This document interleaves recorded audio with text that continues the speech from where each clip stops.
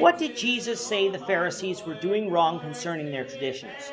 This is the question that we seek to answer today as we continue our verse-by-verse study of the book of Mark on walking through the Bible.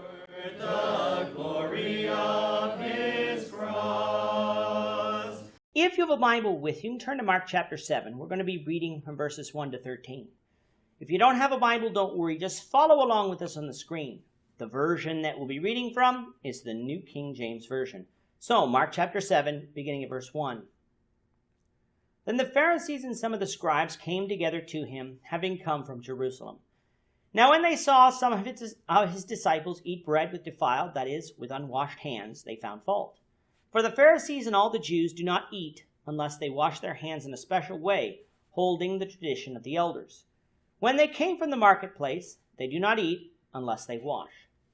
And there are many other things which they have received and hold, like the washing of cups, pitchers, copper vessels, and couches. Then the Pharisees and scribes asked him, Why do your disciples not walk according to the tradition of the elders, but eat bread with unwashed hands? He answered and said to them, Well did Isaiah prophesy of you hypocrites, as it is written, This people honors me with their lips, but their heart is far from me. And in vain they worship me, teaching as doctrines the commandments of men. For laying aside the commandment of God, you hold the tradition of men, the washing of pitchers and cups, and many other such things you do. He said to them, All too well you reject the commandment of God, that you may keep your tradition. For Moses said, Honor your father and your mother, and he who curses father or mother, let him be put to death. But you say, If a man says to his father or mother, Whatever profit you might have received from me is Corban, that is, a gift to God, then you no longer let him do anything for his father or his mother, making the word of God of no effect through your traditions which you have handed down, and many such things you do. At the end of chapter 6, Jesus is in the Galilee region healing people of their diseases. The story we're learning about in this episode we covered in our Matthew series, namely in Matthew 15. Coming to chapter 7 and verse 1 then, we have the scribes and Pharisees coming from Jerusalem to see Jesus. When they arrive, they begin complaining about some of the things that they are witnessing. Their main complaint is that Jesus' disciples are transgressing the traditions of the elders by not washing their hands when they eat bread. Now, to a Westerner's ear, their complaint sounds logical because most of us wash our hands before we eat. However, we don't wash our hands for the same reason that the scribes and the Pharisees did.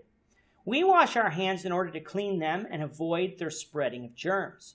The scribes and Pharisees washed their hands as a religious ceremony, supposedly showing themselves to be holy people.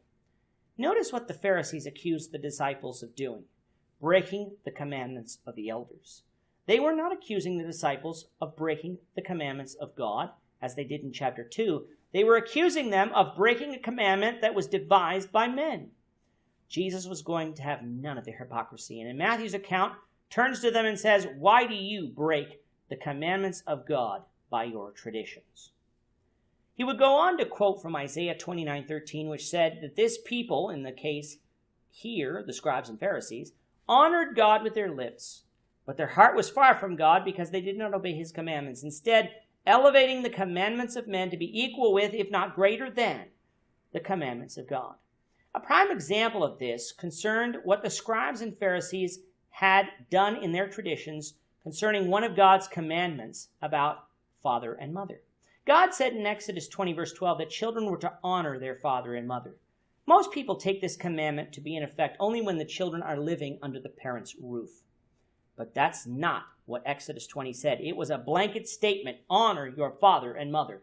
Yes, when we grow up, we're not under our parents' house. And when we marry, we have responsibilities to others. But it doesn't negate our responsibility to honor our father and mother. If they need help, we're to help them. If we seek their advice, we're to heed it. We're to treat our parents with respect, no matter our age.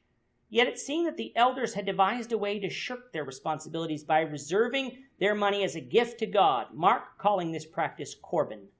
When they did this, they didn't have to help their father or mother, but could simply tell them that they had devoted their money to God. Now, as it turns out, those who did this were not required by the rabbis to actually give this money to God. They just then could not give it to their parents because of this tradition. What a vile tradition, all done in order to avoid doing what God commanded. They had made the commandment of God of none effect by their traditions. Now there was nothing wrong with devoting money to God. In fact, it was good. But it was not good to do so by breaking another command of God. This example can be applicable for us today. Christians are to give of their means every first day of the week, as 1 Corinthians 16, 1 and 2 says. But we aren't to do so at the expense of taking care of our families. We're to do both. Today, there might be traditions that the church has that we attend. Not all of these traditions are wrong, but if they are not traditions of God, we must not bind them on Christians to do or else be damned to hell, and we must not have traditions that would contradict the Word of God. Such would be wrong and is condemned by Jesus here. Was the washing of hands somehow breaking the commandments of God? No, but some of the other traditions that were made by the elders did. May it not be so with us. We'll conclude this story, the Lord willing, in the next episode. With that, our time is up for today. The Lord willing, we hope you'll join us for tomorrow's discussion of Mark chapter 7, verses 14 to 23, as we continue our walk through the Bible, one verse at a time. Thank you for watching today's episode.